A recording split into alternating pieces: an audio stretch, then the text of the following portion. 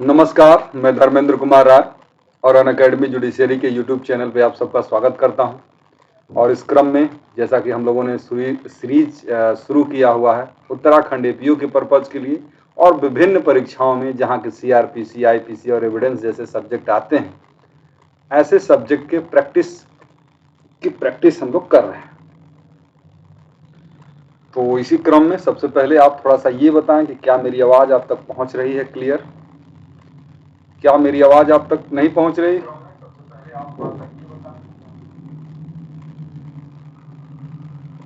तो उसके बाद हम लोग सेशन की शुरुआत किए जाए।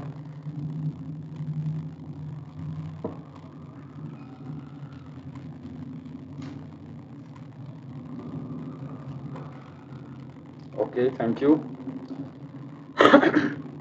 तो जैसा कि आप जानते ही हैं कि ये अनअकैडमी का प्लेटफॉर्म है और इस अनअकैडमी के प्लेटफॉर्म से बहुत सारे लोग अनअकैडमी से जुड़ रहे हैं, हम आपसे जुड़ रहे हैं, आप हमसे जुड़ पा रहे हैं।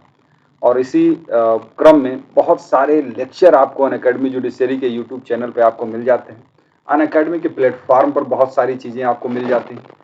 तो शुरुआत करते हैं, थोड़ा सा अनअकैडमी के बारे में जान लेते हैं, फिर उसके बाद आगे की चीज़ों की चर्चा करेंगे। जैसा कि आप जानते हैं कि अनअकैडमी देश का सबसे बड़ा ऑनलाइन लर्निंग प्लेटफॉर्म है इस समय, और सबसे ज़्यादा सिलेक्शन, सबसे ज़्यादा सफल लोग इस अनअकैडमी के माध्यम से हो रहे हैं। कारण ये है कि यहाँ पे आपको अनुभवी लोगों द्वारा और योग्य लोगों द्वारा मार्गदर्शन किया जाता है, और जिसकी वजह से आपको सिलेक्शन लेना बहुत आसान हो जाता है और कम मेहनत में, कम समय में आप सिलेक्शन ले पाते हैं। तो रंजना, गुड इवनिंग बेटा। अनुराग, प्रणाम। इस प्लेटफॉर्म पर आपको कुछ सीमित सब्जेक्ट ही नहीं, बल्कि सारे सब्जेक्ट जो आपके जुडिशियरी और पीसीएस, एपीओ और एचजीएस के एग्जाम के लिए जरूरी है, वो सारे सब्जेक्ट आपको पढ़ाए जाएंगे। और ये 9 सब्जेक्ट जो आपको स्क्रीन पर दिख रहे हैं, उसके अलावा भी जैसे लोकल लॉ होगा किसी स्टेट का, माइनर लॉ है, सारे सब कुछ पढ़ाया जाता है। और सॉरी, अनअकैडमी पर देखिए 2 तरीके की क्लासेस चलती हैं। अनअकैडमी पर 2 तरीके की क्लासेस चलती हैं, एक स्पेशल क्लास होती है और दूसरी प्लस क्लासेस होती है। स्पेशल क्लासेस सिर्फ आप अनअकैडमी का ऐप डाउनलोड करेंगे, लर्निंग ऐप, और जुडिशियरी गोल जब आप डिसाइड करेंगे तो ये सारे लेक्चर आपको, बहुत सारे स्पेशल क्लास के लेक्चर आपको मिल जाएंगे। सारे एजुकेटर स्पेशल पर पढ़ाते हैं, सबके लेक्चर बिल्कुल फ्री में उपलब्ध होते हैं। लेकिन प्लस क्लासेस आपको तभी मिल पाती है जब आप सब्सक्रिप्शन लेते हैं। तो प्लस क्लासेस के लिए आपको सब्सक्रिप्शन लेना पड़ता है। खासियत दोनों की क्या है, कॉमन, ये देख लेते हैं। जब भी कोई क्लास होती है अनअकैडमी की, तो आप अपने टीचर के साथ, अपने एजुकेटर के साथ इंटरेक्ट हो पाते हैं। मतलब ऐसा नहीं है कि एकदम अपने मन की बात आप बता ना पाए, पूछ ना पाए, तो इंटरेक्शन होता रहता है। क्योंकि हम आपकी ओपिनियन लेने के लिए आपके साथ पोल करते रहते हैं, तो आप अपनी ओपिनियन उसके हिसाब से आप देते रहते हैं। जब भी आपको कोई डाउट रह जाता है तो आप अपना हैंड रेज कर सकते हैं, जिससे हम आपके आंसर को, आपके डाउट को क्लियर कर सकें।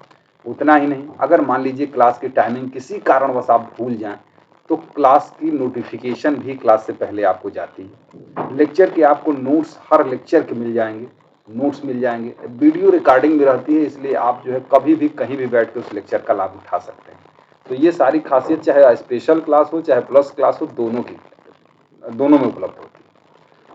प्लस क्लासेस की और खासियत क्या हो जाती है कि नए नए एग्जामिनेशन को टारगेट करते हुए नए नए बैच शुरू होते रहते हैं। आप देख सकते हैं ये नए नए बैच हैं, सितंबर के शुरू हुए, अगस्त के शुरू हुए। तो ये नए बैच जो है आप तभी कर पाते हैं जब आप प्लस का सब्सक्रिप्शन लेते हैं। तो आप जब प्लस का सब्सक्रिप्शन लेंगे तो इतने सारे बैच हैं, आप किसी भी बैच या सारे बैच को पढ़ सकते हैं, उसके लिए अलग अलग सब्सक्रिप्शन लेने की जरूरत नहीं होती। प्रीति, गुड इवनिंग। बाल मुकुंद, गुड इवनिंग। अब सब्सक्रिप्शन के चार्जेस क्या है ये भी जान लिया जाए। देखिए, आपके पास ऑप्शन ये है कि आप चाहे 1 month, 3 month, 6 month, 12 month, 18 month, 24 month, कोई भी प्लान आप ले सकते हैं। आपके ऊपर कोई बाध्यता नहीं है कि आप 1 साल का ही लीजिए, 2 साल का लीजिए, ऐसी कोई बाध्यता नहीं। आप अपनी सुविधानुसार कोई भी प्लान इसमें से ले सकते हैं। इतना ही नहीं, बल्कि कोई भी प्लान आप लेंगे तो अगर 6 महीने से ज़्यादा वाला प्लान लेंगे तो उसमें इंस्टॉलमेंट में भी फीस तो दे ही सकते हैं, और उस पर किसी भी प्रकार का कोई इंटरेस्ट भी नहीं लगता। तो ये भी एक फायदा है। बाकी इंस्टॉलमेंट में तो आप 3 मंथ 6 मंथ का भी कर सकते हैं, लेकिन उस पर इंटरेस्ट लग सकता है। Lakhan Singh good evening. हाँ, जो भी फीस स्ट्रक्चर है आपको दिखाइए, फीस स्ट्रक्चर थोड़ा आज से बढ़ गया है, तो जो भी फीस स्ट्रक्चर है अगर आप इसमें राय लाइव कोड का प्रयोग करेंगे, जैसा कि जब भी आप सब्सक्रिप्शन लेना चाहेंगे तो पूछेगा आपसे कि क्या आपके पास कोई कोड है क्या, तो अगर आप इस कोड का प्रयोग करेंगे तो आपको फीस में 10% का डिस्काउंट हो जाएगा। तो जितनी भी फीस होगी उसमें 10% का डिस्काउंट इस राय लाइव कोड को प्रयोग करने से हो जाएगा। तो ये है नया फीस स्ट्रक्चर, ये है फीस स्ट्रक्चर जो कि आज से लागू हुआ है। आज से लागू हुआ है तो आपको ये पे करना पड़ेगा। अब Sangeeta sir class timing 6:30 to on which topic sir? बेटा ये 6:30 वाली जो है वो तो क्वेश्चन ही हम पूछेंगे आपसे, और 6:30 से 7 तक रहता है। सिर्फ 30 मिनट का सेशन होता है, 2-4 मिनट एक्स्ट्रा हो सकते हैं, नहीं तो सेशन ये 30 मिनट का ही है। ये अनअकैडमी जुडिशियरी का ये यूट्यूब चैनल है और जिस पर आप लेक्चर ले रहे हैं, और ये टेलीग्राम चैनल है, इसे भी आप ज्वाइन कर सकते हैं। UA धर्मेंद्र जुडिशियरी, नहीं UA जुडिशियरी धर्मेंद्र, ये टेलीग्राम चैनल है, आप इसको भी ज्वाइन कर सकते हैं, और ताकि लेक्चर से संबंधित सारी जानकारी और लॉ से जुड़े बहुत सारे फैक्ट आप जान पाएंगे इस ग्रुप से जुड़ने के बाद। तो अगर अभी तक आपने इस ग्रुप को ज्वाइन नहीं किया है तो आप ज्वाइन कर लीजिए। अब हम आते हैं अपने लेक्चर पर। देखिए ये राय लाइफ, मैं फिर से एक बार बता देता हूं, इस रेफरल कोड का अधिक से अधिक आप प्रयोग करें, और ये रेफरल कोड जो 10% का डिस्काउंट दिलवाता है वो सिर्फ लॉ के लिए ही नहीं है, बल्कि ये रेफरल कोड आपको IAS PCS मतलब UPSC हो, PCS हो, बैंक हो, मतलब कोई भी कोर्स में सब्सक्रिप्शन लेना हो, ये 10% का डिस्काउंट किसी भी कोर्स में करा देगा। अंकित नमस्ते। और ये है आज का हम लोगों का पहला क्वेश्चन। ये है हम लोगों का पहला क्वेश्चन कि in the trial of summon case by a magistrate. अब इसका आंसर दीजिए फटाफट। अनुराग प्रणाम। कि charge must be framed, charges need not be framed, charges can be framed provided accuse does not object, only substance of accusation is to be stated.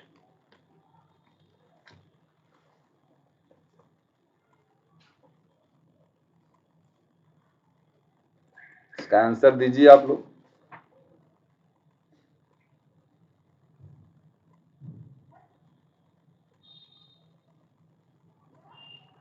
इसमें आप क्या answer दे रहे हैं?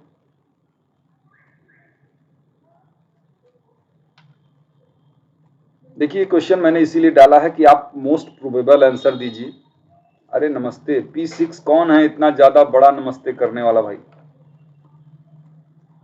विवेक, ठीक है। और लोग जल्दी जल्दी जवाब दें, जितना जल्दी आप जवाब देंगे ना उतना ज्यादा क्वेश्चन हम लोग समय के भीतर कर पाएंगे। क्वेश्चन है हमारे पास, समय नहीं। हाँ बिल्कुल ठीक है।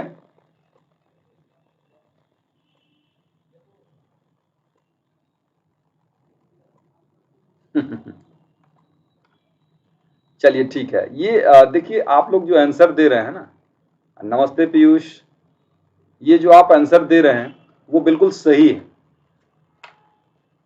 Charges need not be framed, ठीक है ना। लेकिन अगर कुछ लोग ये सोच रहे हैं कि ऑप्शन डी भी सही है तो इसमें कोई प्रॉब्लम नहीं है। ऑप्शन डी के ऑप्शन भी है कि only substance of accusation is to be stated, ये भी सही है। लेकिन मोस्ट प्रोबेबल आंसर हम बी को मानेंगे। पहली बात तो ये है, या तो क्वेश्चन कैंसिल कर दें, इसी वजह से हमने डाला था कि इस बात को समझिए कि जब भी क्वेश्चन ऐसा आए जिसमें एक से अधिक आंसर हो तो आप पहले क्वेश्चन को प्राथमिकता दीजिए और जो सबसे ज्यादा सही के नजदीक हो।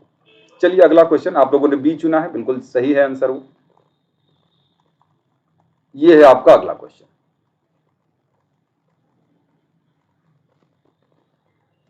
बाल मुकुंद, पूजा सिंह नमस्ते। ये है अगला क्वेश्चन, इसका जवाब दीजिए आप। विच of the following statement is wrong? इसमें कौन सा स्टेटमेंट है जो गलत है? When a complaint is dismissed the court shall record the reason. When the accused is discharged, the court need not record the reason. When a charge is framed, the court need not record the reason. When cognizance is taken of an offense, the court need not record the reason. इसमें से गलत question option कौन सा है?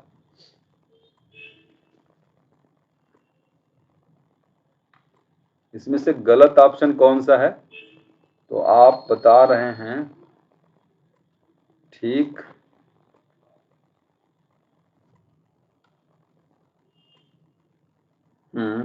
और बताइए सलोनी, पीयूष, रंजना, अनुराग, ज्योति, आप लोगों का आंसर तो सेम आ रहा है। और लोग आंसर नहीं दे रहे क्या? कि नेटवर्क का इशू है? नेटवर्क इशू अगर आपको लगेगा कि आपका आंसर लेट रिस्पांस हो रहा है आपका, तो आप एक बार बाहर जाइएगा, फिर से ज्वाइन करेंगे तो आप सही हो जाएंगे, टाइमिंग सही हो जाएगी। हाँ बिल्कुल सही है, ये बी है। When an accused is discharged, the court need not record the reason. नहीं, रिकॉर्ड तो वहां भी जरूरी होगा, रीजन को तो हम बताना ही होगा कोर्ट को। ठीक है, चलिए ठीक है। हाँ ममता, हाँ सनी, चलिए ये ले लीजिए, आपका अगला क्वेश्चन है, इसका जवाब दीजिए, जल्दी जल्दी जवाब दीजिए। Under section 219 of the code of criminal procedure, offence of the same kind means, यानी एक ही किस्म के अपराध का क्या मतलब होता है? एक ही किस्म के अपराध कौन से होते हैं? When they are punishable with the same amount of punishment, एक ही दंड की समान मात्रा से दंडनीय। When they are punishable under the same section, एक ही धारा के अंतर्गत दंडनीय। When they are punishable with the same amount of punishment under the same section of the Indian Penal Code or of any other law, is none of the above.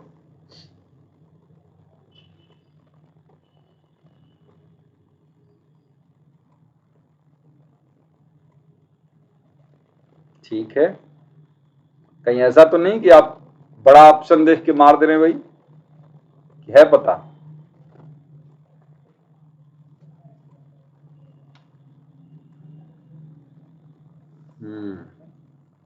हाँ सलोनी, शनि, नीतू, निधि, अनुराग, रंजना, बालमुकुंद, आनंद, सनी, हाँ बिल्कुल आप लोगों का ऑप्शन बिल्कुल सही है। हाँ ये बड़ा ऑप्शन भी है, और आप समझिए ये कोई गलत नहीं है। अगर जब आपको आंसर न पता हो तो आप कोशिश करिए कि जो सबसे बड़ा वाला ऑप्शन हो उसको टिक लगाइए, ताकि प्रोबेबिलिटी सही आंसर के होने की ज्यादा रहती है। ये कोई नियम नहीं है, लेकिन प्रोबेबिलिटी बढ़ जाती है सही होने की। ठीक है, आप लोगों का सी है। और ये है आपका अगला क्वेश्चन कि what is the primary object of inquest report under section 174 of CrPC. Section 174 CrPC के अंतर्गत उसका क्या ऑब्जेक्ट होता है? बताइए, ये कठिन हो गया।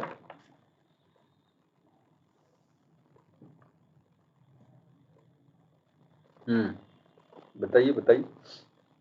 ठीक है, निधि, ज्योति, अंकित, आनंद, सलोनी, ममता, नीतू, अनुराग, हाँ ठीक है बच्चों, ठीक है। ये जो है ना जो है मृत्यु के तात्कालिक कारणों को की जांच करना होता है ना, तात्कालिक कारणों के पता लगाना होता है।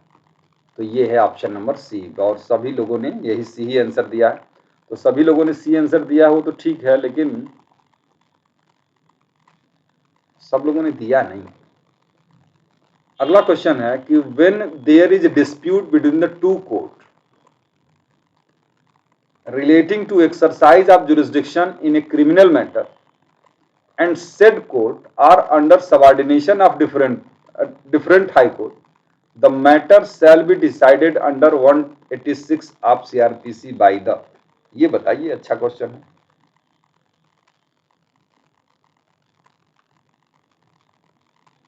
क्वेश्चन समझ में आ रहा है ना?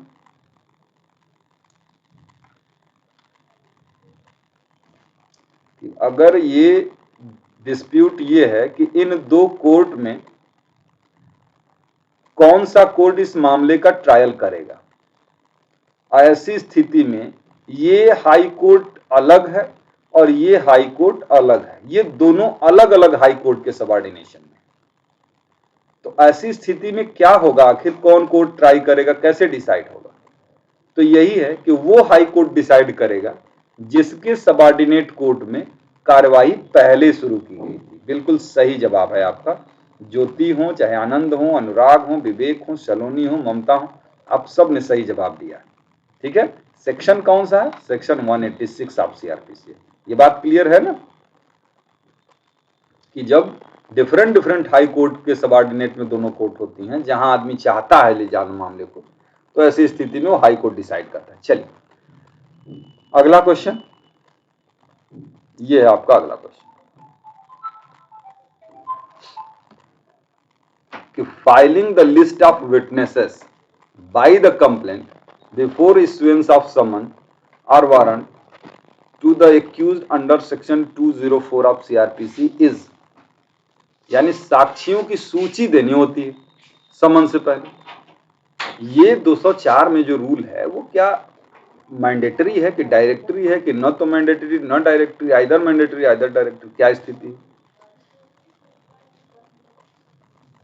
आनंद, अंकित, निधि, अनुराग, नीतू, बालमुकुंद, अनुराग, रंजना, हाँ बिल्कुल सबका क्लियर है भाई। वहां पे तो बताया गया है ना कि जब तक आप विटनेसेस का लिस्ट नहीं दे देंगे तब तक समन इशू होगा ही नहीं।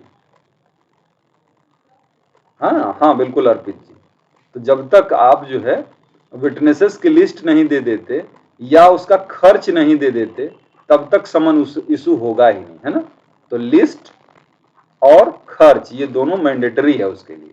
कहाँ है प्रोविजन, 204 ऑफ सीआरपीसी, जहां इशू जो अरे 204 में जहां आदेश जारी किया करता है। और ये है आपका अगला क्वेश्चन, ये बताइए दो स्टेटमेंट है, अब आप उस स्टेटमेंट के हिसाब से। Nitesh Mishra sir, this is special class of APO Uttarakhand. देखिए बेटा, हाँ इस एपीओ उत्तराखंड के पर्पज के लिए ही हम उसी के सिलेबस के हिसाब से आपको डिस्कस करा रहे हैं। बाकी ये सारे एग्जाम जहां भी आईपीसी सीआरपीसी एविडेंस पूछता है सब जगह ये काम करेगा आपको, लेकिन फिलहाल तो आगे यही परीक्षा है इसमें से।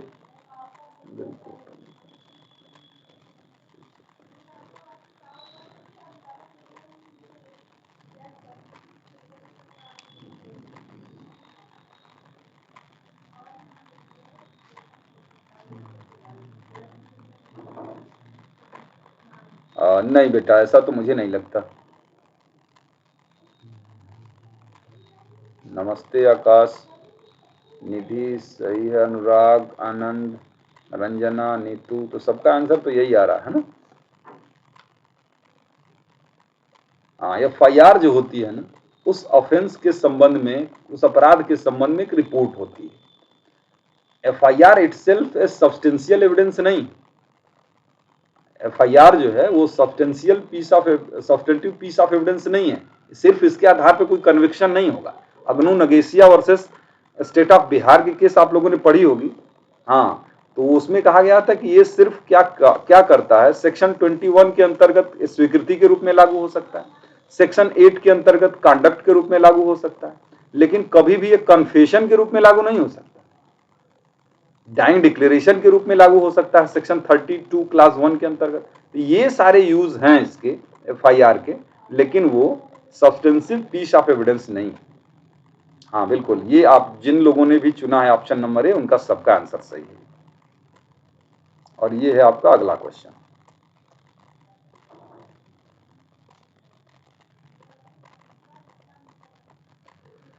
What is the object of section 145 of the CrPC. CrPC के 145 का ऑब्जेक्ट क्या है।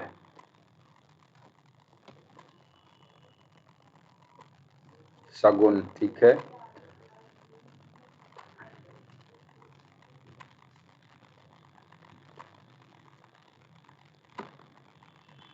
ममता, सलोनी, अंकित, सगुन, आनंद, अंकित, ममता, बालमुकुंद, निधि,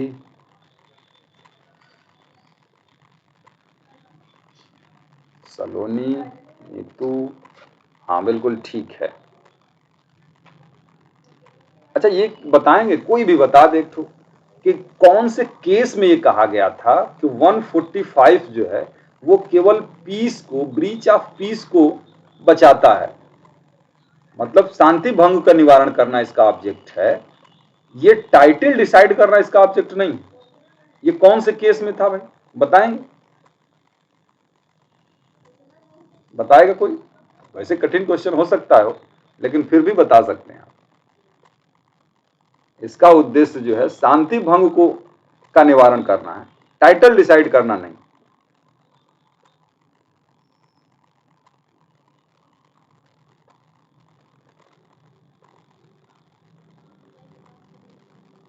चलिए मैं बता देता हूं। मोहम्मद अजीबुन्निशा का केस है, उसमें कहा गया था कि ये 145 टाइटल डिसाइड नहीं करता, ये सिर्फ झगड़े को बचाता है, पीस को डिस्टर्ब होने से बचाता है। चलिए अगला क्वेश्चन ले लीजिए। Who among the following unable to maintain herself due to physical abnormality cannot claim maintenance under section 125 of CRPC? बताइए कि कौन ऐसा है जो खुद को मेंटेन करने में अनेबल है। क्यों? क्योंकि वो फिजिकली एबनॉर्मल है, वो can not claim maintenance under section 125। Illegitimate minor unmarried daughter, illegitimate major married daughter, illegitimate minor married daughter, illegitimate major unmarried daughter, इसमें से कौन सा सही होगा?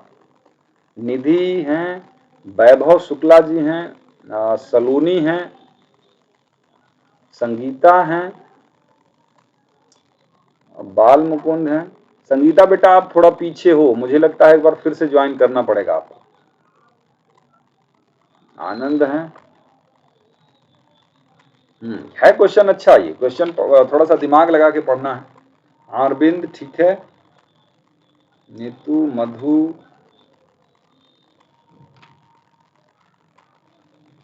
ये है बिल्कुल इलेजिटिमेट मेजर मैरिड डॉटर, ठीक है ना, मेजर भी है और वो मैरिड भी, तो वो मेंटेनेंस नहीं ले सकती।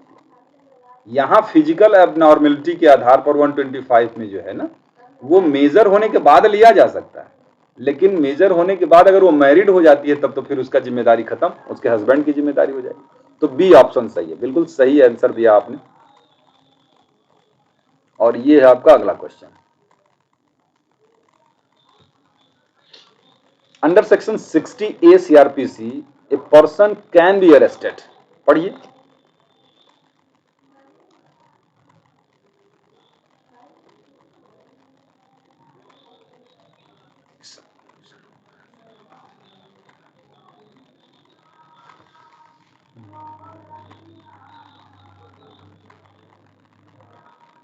इसका आंसर दीजिए भाई।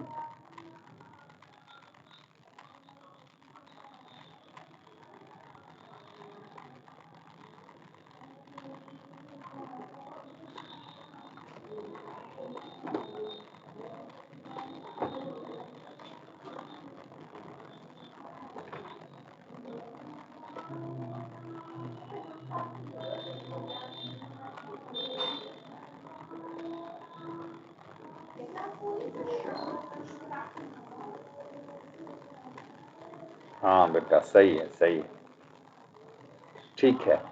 ये क्योंकि देखिए 60A जो है ना पूरे इस चैप्टर पर लागू होता है ना, तो पूरे इस चैप्टर पर लागू होने का मतलब कि वो सब सर्कमस्टांसेस की बात करेगा फिर वो, है ना ऐसा? आपने 60A जो है पढ़ा है कि वो पूरे इस चैप्टर, अरेस्ट का जो चैप्टर है उसी पर लागू होगा, तो सब कुछ आएगा। इसका मतलब है ऑप्शन नंबर डी सही हो जाएगा। बिल्कुल।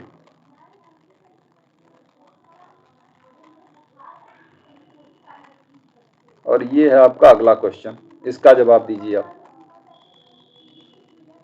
कि which of the following statement is correct with respect to an accomplice, यानी सह अपराधी के संबंध में इसमें से कौन सा स्टेटमेंट करेक्ट है।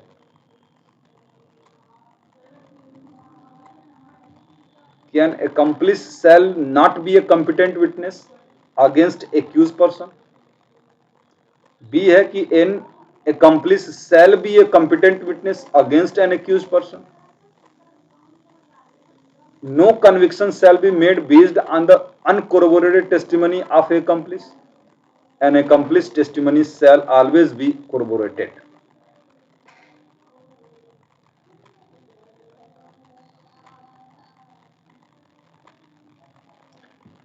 तो रितु बता रही हैं बी, और बाल मुकुंद बता रहे हैं, अरविंद बता रहे हैं, अंकित बता रहे हैं।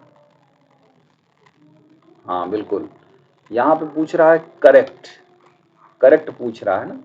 तो 133 के अंतर्गत जो है एक accomplice shall be a competent witness against an accused person. बिल्कुल ठीक है। चलिए अगला क्वेश्चन।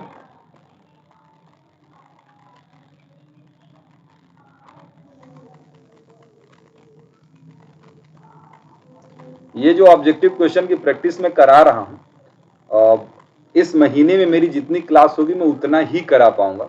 उसके बाद हम लोग दूसरा कुछ करेंगे, देखेंगे क्या करते हैं, लेकिन इसी की प्रैक्टिस आप लोग अच्छे से कर लीजिए, क्योंकि इस महीने में जितने लेक्चर में से मुझे होंगे बचे हुए उतने ही मैं करा पाऊंगा। Which one of the following is not privileged communication? कौन सा विशेषाधिकृत संसूचना के अंतर्गत इसमें से नहीं आता? विशेषाधिकृत संसूचना के अंतर्गत इसमें से कौन सा नहीं आता है, बताइए।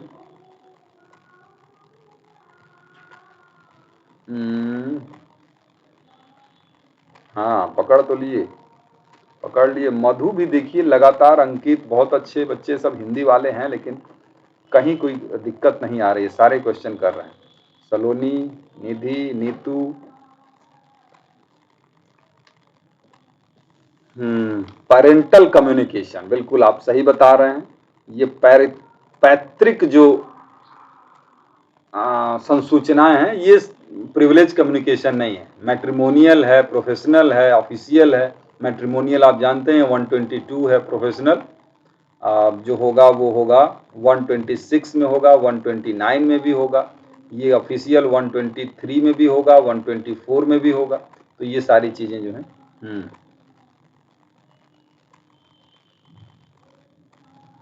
और ये है आपका अगला क्वेश्चन।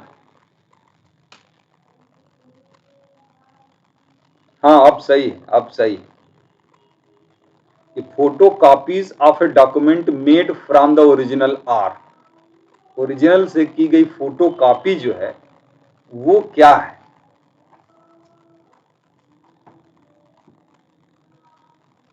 ये क्या है?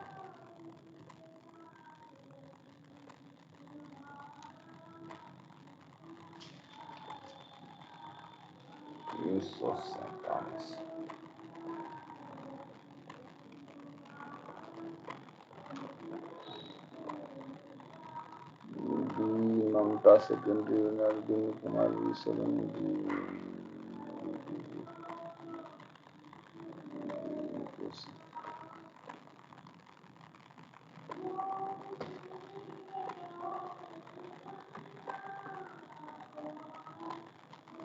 इसमें ज्यादातर लोग ऑप्शन बी कह रहे हैं, लेकिन एक्चुअल में जो है ना इसका आंसर है option number D. Option number D इसका सही आंसर होगा। ठीक है, क्यों सही होगा? क्योंकि ये सेक्शन नंबर 63 पर बेस्ड है, और सेक्शन 63, हाँ बिल्कुल अंकित, अंकित ठीक है। 63 ये कहता है कि कोई भी सेकेंडरी एविडेंस कब होगा? जब वो फोटो कॉपी है तो मैकेनिकल प्रोसेस से बनाई गई, मैकेनिकल प्रोसेस से बनाई गई और उससे कंपेयर की गई, तो जब तक फोटोकॉपी ओरिजिनल से कंपेयर नहीं की जाएगी तब तक वो सेकेंडरी एविडेंस नहीं होगी। समझे? हाँ, आयोग इस आंसर को कभी कभी गलत मान लेता है, कभी कभी सही भी मान लेता है, लेकिन आप सही आंसर के पास रहिए। सही आंसर यही है कि फोटोकॉपी सेकेंडरी एविडेंस नहीं होता है तब तक जब तक कि उसको कंपेयर ओरिजिनल के साथ नहीं कर लिया जाता है। ठीक है ना? ऐसे तो सेकेंडरी एविडेंस के रूप में दिया जाने लगे तब तो आप कितने होशियार हैं सब जानते ही हैं। फोटोकॉपी में क्या क्या चीजें बदल के आ जाएंगी ओरिजिनल से। जो ओरिजिनल है फोटोकॉपी आप कराएंगे तो उस पर जो क्या क्या चीजें एडिट कर सकते हैं आप जान ही रहे हैं, तो इसलिए वो सेकेंडरी एविडेंस नहीं। चलिए आगे बढ़ते हैं फिर।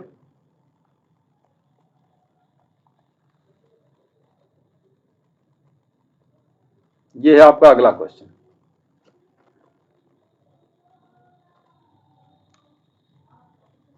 हाँ संगीता, बिल्कुल। अब आप लोग और ये समझिए कि वकीलों का ही काम है, मतलब वकीलों का मतलब ये कि वकील इतने होशियार होते हैं कि टेम्पर करने में कितना दिक्कत लगेगा उन्हें।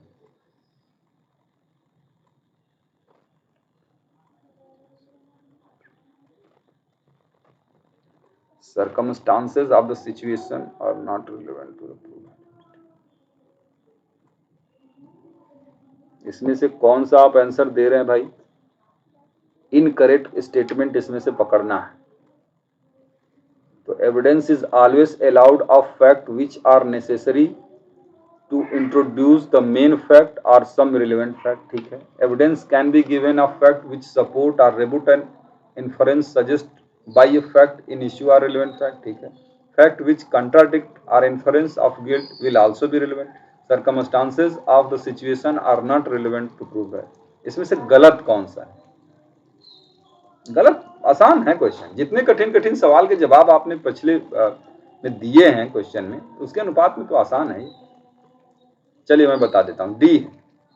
बाकी सब तो सही है। ये गलती इसलिए हो जाएगी, circumstances of the situation are not relevant.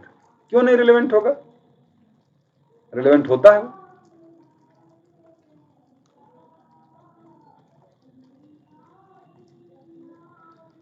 ये देखिए क्वेश्चन, ये क्वेश्चन का आंसर दीजिए कि कैरेक्टर ऑफ ए पर्सन। हाँ धीरज गुप्ता, बहुत सही। Character of a person for purposes of the law of evidence is not relevant in one of the following situations। यानी चरित्र जो है इनमें से कौन सी ऐसी परिस्थिति है जिसमें रिलेवेंट नहीं? पहला है previous good character of the accused in criminal cases. Previous bad character, ये हैड नहीं है, bad character in reply to evidence of good character in criminal cases। Character as affecting the amount of the damages in civil cases, or character to prove conduct imputed in civil cases। इसमें से कब relevant नहीं होगा? तो इसका जवाब जो है ऋतु के बाद अंकित दे रहे हैं डी, आनंद भी डी, वैभव भी डी, संगीता भी डी और ममता भी डी। और बाकी लोगों की ओपिनियन हमको लगता है कि अभी तक आई नहीं। हाँ ठीक है, ठीक है, ठीक है बच्चों। हाँ सही सही, आप लोगों का भी सही है। तो ये है आपका, क्योंकि सिविल मामलों में कैरेक्टर जनरली रिलेवेंट नहीं होता है। नहीं बेटा धीरज गुप्ता, ये नहीं है, सब सही है। बैड कैरेक्टर का एविडेंस दिया जा सकता है रिप्लाई में, ठीक है ना, रिप्लाई में दिया जा सकता है। गुड कैरेक्टर तो हमेशा ही क्रिमिनल मामलों में रिलेवेंट होता है। अगर अमाउंट को प्रभावित करता है तो भी कैरेक्टर रिलेवेंट होता है सिविल केसेस में सेक्शन 55 के अंतर्गत। यही है character to prove conduct imputed in civil. Civil cases में कैरेक्टर जनरली रिलेवेंट नहीं होता। क्या बिट्टू? क्यों सी नहीं होगा? Character as affecting the amount of damages civil cases. Section 55 ये कहता है कि सिविल मामलों में डैमेजेस के अमाउंट को अगर अफेक्ट करने वाला है कैरेक्टर तो वो रिलेवेंट होता है। ठीक है? हाँ एक बार बेयर देख लीजिएगा, उसमें है कि सेक्शन 52 जो रूल बताता है कि सिविल मामलों में कैरेक्टर रिलेवेंट ही नहीं होगा, उसी का एक्सेप्शन बता देता है। एक्सेप्शन बताता है 55 कि सिविल मामलों में भी कैरेक्टर रिलेवेंट हो सकता है यदि वो डैमेजेस के अमाउंट को प्रभावित करता है। ठीक है, अगला क्वेश्चन ले लेते हैं। ये है आपका अगला question. Which of the following statement is correct? Confession by inducement, threat or promise flowing from person in authority giving reasonable impression to the accused that he would thereby avoid punishment is relevant. Confession by accused while in custody of police, even if made in the immediate presence of the magistrate, shall not be proved. The confession of the accused made while in custody of police may proved if as a consequence of discovered none of the above. इसमें से कौन सा option आप लोगों को सही लग रहा है, जल्दी बताइए, क्योंकि अब हम क्वेश्चन को बंद करेंगे क्योंकि हम लोगों का समय जो है ज्यादा हो रहा है। हाँ,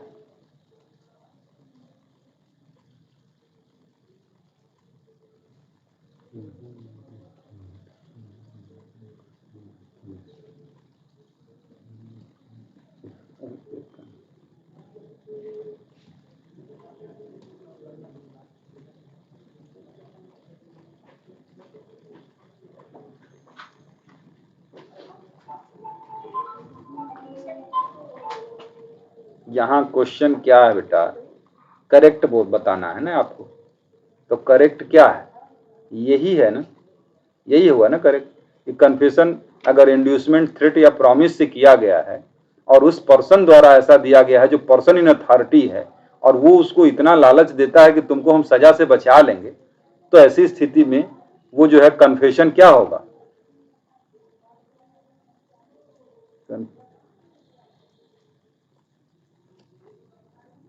अवॉइड पनिशमेंट। अरे रे नहीं, ठीक है ठीक है ठीक है, हम गलत बता रहे हैं। हाँ ठीक है, तब ये सी ऑप्शन सही, सी ठीक है।